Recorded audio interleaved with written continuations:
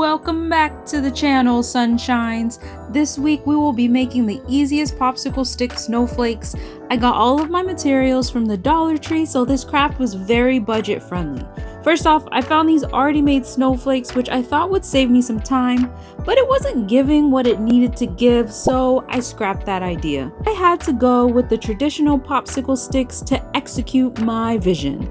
This pack comes with 100 pieces, which is amazing, and I also picked up this white and gorgeous light blue Chanel yarn. I don't know if that's how you say it, but it is so soft and velvety-ish. Everything I purchased for this craft was $1.25, which goddamn, what a deal. So I spent less than $5 for the material since I already had the glue for my glue gun. Now you'll see in the video that I do use a combo of Loctite and hot glue. I'll explain why in a second, but I also put down some parchment paper on my desk to prevent any mess getting stuck to my desk. I also bought these LED lights from the Dollar Tree as well. It's not needed, but I wanted to experiment with it. These lights were only $1.50 and take AA batteries, and look again, they love to screw everything closed. I don't know why. For a $2 light, again, a little extra, but I wanted to see if the snowflakes would look cute lit up on my tree. I'll show you those shenanigans a little later. For this first snowflake, I'm going to show you how I made it and then show you a few different shapes I did for my other snowflakes to give you some ideas. This first one is definitely more of a traditional shape, and I used 8 popsicle sticks for the main base of it. From there, I cut 4 sticks in half at an angle so that I can attach them to the main part of the snowflake. I just used regular scissors to cut it. It is a little difficult to cut at times, but it still gets the job done. Cutting it at an angle will allow us to stick them nicely on the side of the main sticks. This is what it should look like. Now, here's where my story comes in. So basically, I was going to purchase a new hot glue gun during Black Friday, but I completely forgot. I've had this one probably since the beginning of time when people used to scrapbook. Do people scrapbook anymore? Do you guys know what a scrapbook is? Oh my gosh, I'm getting old. But anyways, my glue gun is only getting hot enough to melt the glue sticks, but that is it. So you may ask, Miss Buns, how do I figure out if my hot glue gun is getting hot enough? Well, this is what it'll sound like. Ah shit, screw you. Ah, god damn it. Good Google it, boogly, that thing is hot. If you're not cussing at your hot glue gun every few minutes while using it, it's not hot enough. If you don't become an opera singer while gluing it, it's not hot enough. If you're not getting into a fist fight with your glue gun, it's not hot enough. Thank you for coming to my TED Talk. Y'all, it's that simple.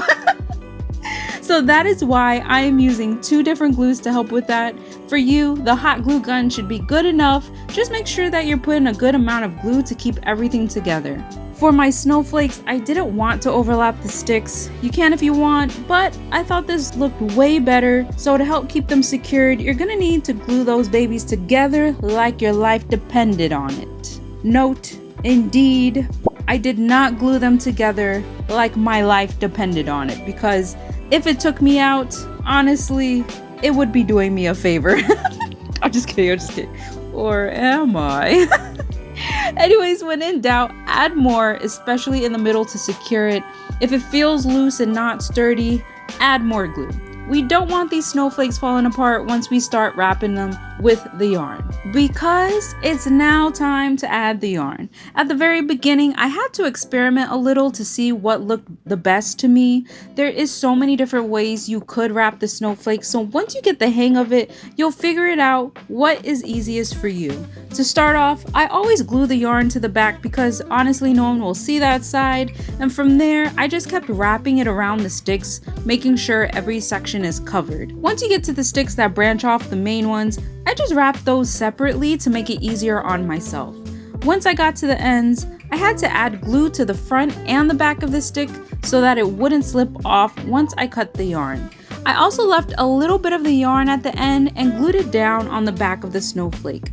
This craft was probably one of the most relaxing ones I've done in a while.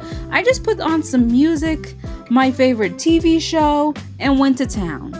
Now, Miss Buns, what are you watching this holiday season? Well, I'm glad you asked.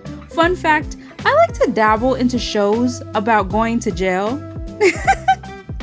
Another fun fact, never been, but I'm highly entertained by the rebellious lifestyle of others. So, I watch 60 Days In. Let me know in the comments if you've ever seen it. Shows like that is my jam. While I was doing this craft, I felt like I was back in elementary school doing craft time. It was that easy, guys. Also, side note, anyone else back then used to come home from school and watch Jerry Springer or Cops? Bad boys, oh, what you gonna do? What you gonna do when they come for you? Which is ironic because if I ever got in trouble, I'd instantly just start crying. Why? Because I'm a sensitive girly and I'm a Pisces. Okay, wait, I'm getting distracted. I'm sorry. I'm going off. My first snowflake did take a little over an hour because I was just trying to figure out what I wanted to do, but once you make more, it'll go by faster.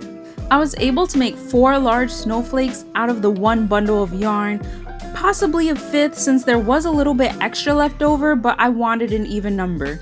I also made 4 small snowflakes, and obviously I had so much yarn left over, you could definitely get a good amount from that. You'll just probably have to buy another pack of popsicle sticks for it. So in total, I made 8 snowflakes for under $5. I am obsessed with them, truly. They look so good on the tree, and the great thing about this craft is you can literally get whatever colors to match your color scheme for your tree. Mine is blue and silver, so I went with white snowflakes to pop out more, and I wanted them to be big to take up more space within the tree as a cute accent while still adding pops of blue with my smaller snowflakes because this light blue color is so gorgeous in person, y'all. But there you have it. This is what it looks like completely wrapped. Here is where I attempted to wrap the lights on the snowflake. I'm going to be honest, I have no idea if I like it or not. I didn't permanently add it yet because I'm unsure. Let me know in the comments if you think it's cute or if I should just scrap it all together. I had to wrap it carefully so that the lights show just in the front of the snowflake and not the back. It didn't have that many light sources on it, so I had to wrap it wisely. This is what it looks like on its own, but I'll show you guys in a second what it looks like lit up on the tree, and you guys let me know if it's a vibe or not. But first, I'm going to show y'all the 4 designs I used. Earlier, I showed you guys how I made the first snowflake, so I won't go over that again, but here's a photo reference if you need it.